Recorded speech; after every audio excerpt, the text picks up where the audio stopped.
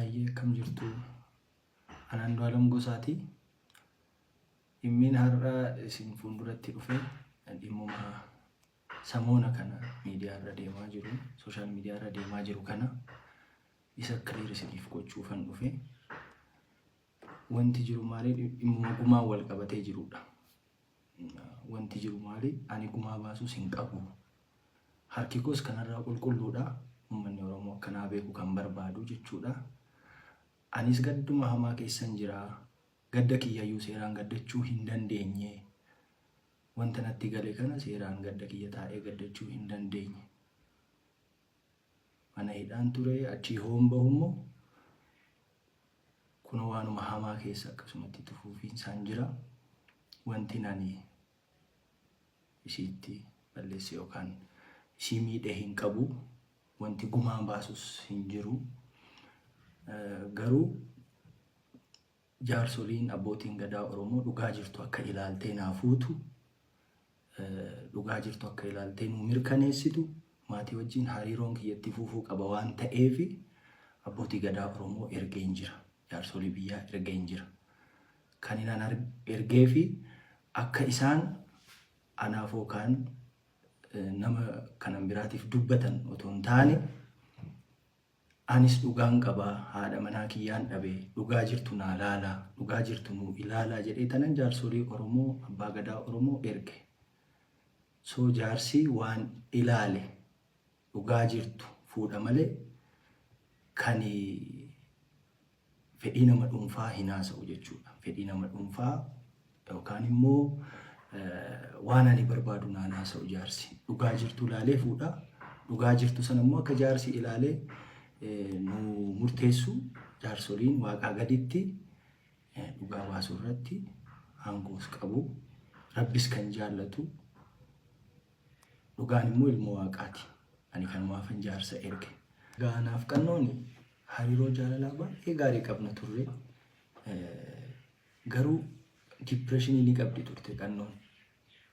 Dipireeshiniin isiin qabdu tarii mana keessa oolurraa maddaa'ee jedhee waan yaadee fi hojii CRBTs, hojii entertainmentis banee tanan itti kenni akka waliin hojjennuuf jechuudha.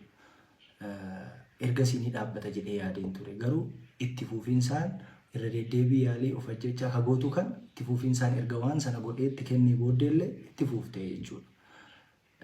Erga itti fuuftee booddee wanti kun humna kootii olii jedhee waan yaadee fi akka rakkinni tokko mudateen abbaatti bilbilsiisee jechuudha.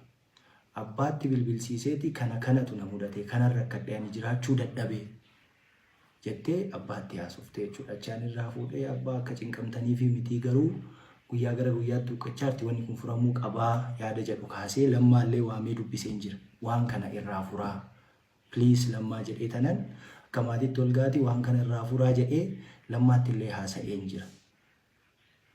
Ergasii deebii namni kennees waan sana irratti illee namni haasa'ees wal argees hin jiru. Waa'ee mashii illee namni natti kaasillee hin jiru. Liiban immoo argee jira. Al tokko kophaa oolchee obboleessi jechuudha. Obboleessi kannoo al tokko immoo ana wajjin oolchine. Kan nama oolchu waaqa.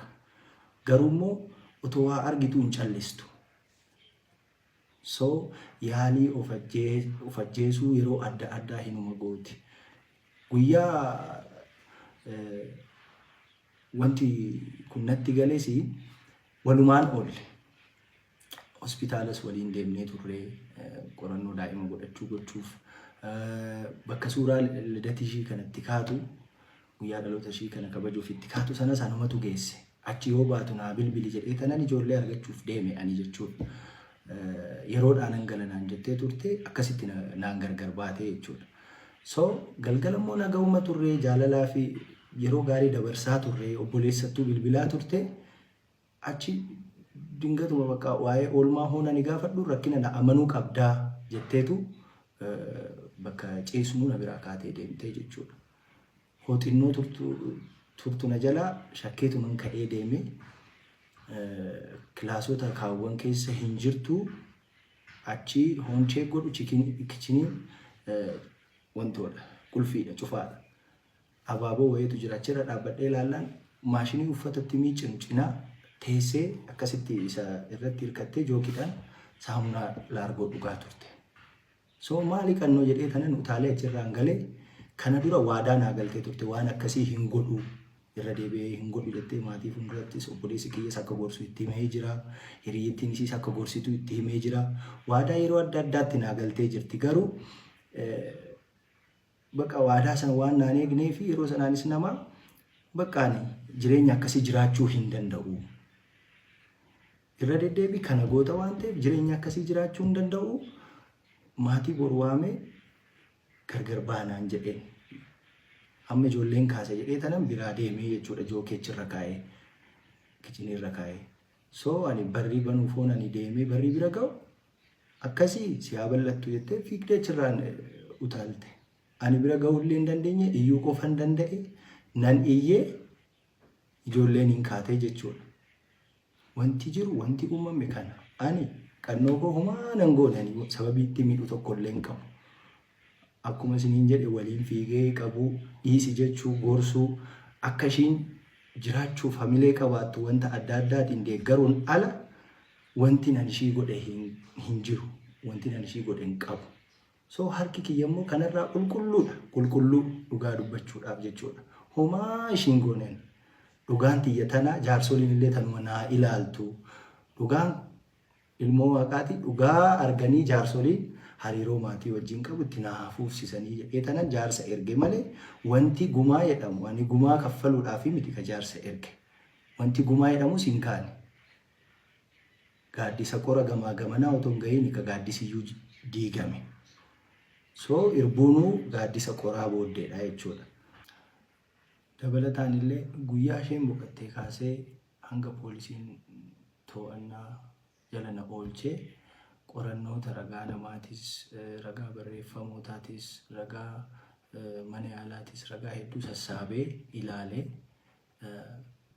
poolisiin illee diyaarii argatee ture. Diyaariin sun immoo every page waan hedduu haasa'aa ergasiin ilaalee maatiidhaaf illee anaaf illee hundumaaf illee dhaamsatu jira achirra diyaarii sanirra. Dhumarratti wanti nan jechuu barbaadu hoo dandeessanii dhugaa sirriitti gadi fageenyaan ilaalaati irra gahaati dhugaa beekaa. Hoo dadhabdan immoo jettee yookaan immoo seetee haasoftanii please hariiroo bormaatii wajjin nagaa ta'uu danda'u. Hin jeeqinaa hin diiginaa hin jedha. Isinis nagaan haa boqattu. Ekeraasiis ciisan dhoowwinaan jedha jechuu kooti. Kanaafin immoo anis gara fuulduraa tasgabbaa'ee gadda kana keessaa ba'ee gaafii na gaafattan kamiifuu deebii kennuudhaaf qophiidha. Kana waan ta'eef kanatti naa hubadhaa ulfaadhaa galatoomaa jiraadhaan jedhu uummata keenya naa jiraadhaa.